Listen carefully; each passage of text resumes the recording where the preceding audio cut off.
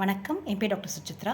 இன்றைக்கி நான் உங்ககிட்ட ஹீமோகுளோபின் பற்றி சொல்ல போகிறேன். அதாவது ஹீமோகுளோபின் குறைச்சலாக இருந்தால் ரத்த சோகை, அனீமியா அப்படின்னு உங்களுக்கு டாக்டர் சொல்லுவாங்க. இல்லை பிளட் டெஸ்ட் பண்ணால் உங்களுக்கு தெரியும். இன்றைக்கி நான் அதில் சொல்ல போகிற விஷயம் என்னென்னா, நார்மல் ஹீமோகுளோபின் என்ன, அதாவது ஒரு அடல்ட்டுக்கு, பெரியவங்களுக்கு, நீங்கள் பெரியவங்கன்னா ஒரு 15 வயசுக்கு மேலேயே இந்த லெவல் இருக்கணும் அப்படின்னு வச்சுக்கலாம். அதாவது ஹீமோகுளோபின் அப்படிங்கிறது பெண்களுக்கு 12க்கு மேலே இருக்கணும், ஆண்களுக்கு 12க்கு மேலே தான் பொதுவாக இருக்கும். நிறைய பேருக்கு குறைச்சலாக இருந்தால் என்னன்னு இன்வெஸ்டிகேட் பண்ணணும், ஏன் அதனால் குறைச்சலாக இருக்குன்னு பார்க்கணும்.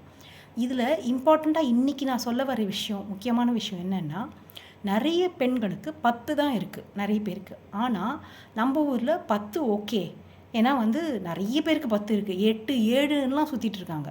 அதனால் 10 ஓகேன்னு நினச்சிடுறாங்க. ஆக்சுவலாக அப்படி கிடையாது. நீங்கள் 12க்கு கொண்டு வர முயற்சி பண்ணணும். 10னா ஒன்றும் தேவையில்லை, 11னா ஒன்றும் தேவையில்லை அப்படின்னு நினைக்கக்கூடாது. 12 வர்ற வரைக்கும் நீங்கள் அயர்ன் சத்து மாத்திரையோ இல்லை சாப்பாட்டில் மாற்றுறதோ ஏதோ ஒன்று 3 மாதம் கழித்து ரிப்பீட் பண்ணி பாருங்கள். 12 ஆகுதான்னு பார்த்துக்கோங்க. உங்கள் ஹீமோகுளோபினை 12க்கு மேலே வச்சுக்கோங்க. வணக்கம்.